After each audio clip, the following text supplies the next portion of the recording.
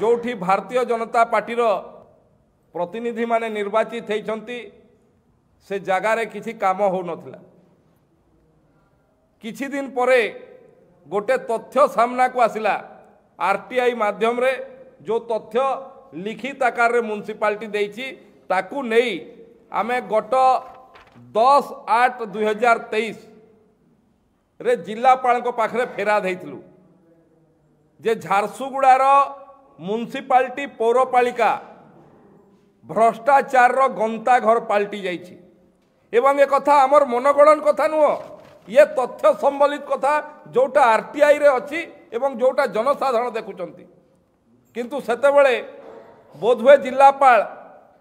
सरकारी दलर चापर बशवर्ती होई कोनोसी पदक्षेप नहीं नांती पर्यंत किंतु एठी गत काली बिजू जनता दलर जड़े निर्वाचित काउंसिलर झारसुगुड़ा म्युनिसिपालिटी पूरा तथ्य मुखा खुली देइचंती जोटा भारतीय जनता पार्टी कहूतला परोक्षरे म्युनिसिपालिटी जो माने दायित्व रे अछंती एवं सरकारी दलर तांकर नेतृत्व कहूतले जे एटा विरोधी दल आम उपरे आक्षेप लगौछि कहिकरी किंतु एटा आक्षेप कोन भूल आपनकर 2023-24 रे 2,04 लाख टंकार सैनिटेशन मटेरियल किनारे खर्च होइछि एवं मैन पावर सप्लाई 2023-24 रे 305 जन से विभिन्न वार्ड रे करिछु बोली कि लेखिकी देइछंती जहार आनुमानिक मूल्य 44 लाख टंका अर्थात गोटे वर्ष रे सैनिटेशन सामान किना एवं सैनिटेशन रो जो जन लोक सफा करबा पाई जाउछंती सफाई कर्मचारी बाबद रे पाखापाखि 7 कोटी टंका खर्च होउची बोली ये आरटीआई रो तथ्य कहूची आमर जेतेबेले मीटिंग हुए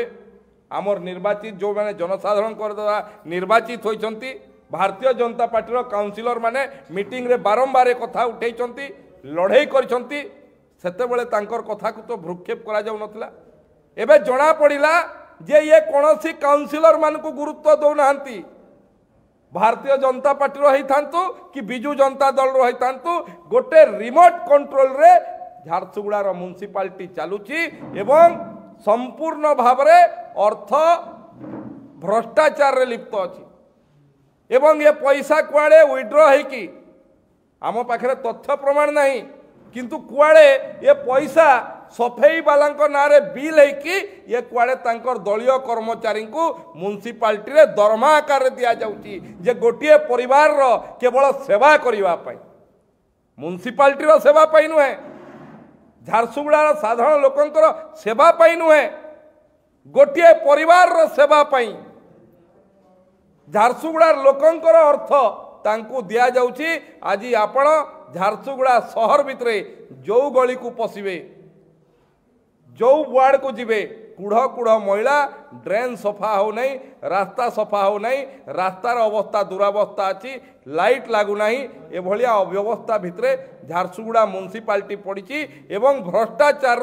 गंता घर पलटि जाइए ये कथा आमे कहूलु ठीक आमे कहूलु तो विरोधी दल कहते एबे बिजू जनता दलर निर्वाचित काउंसिलर ये आक्षेप करछंती आमे आज ये प्रेस वार्ता जरिया रे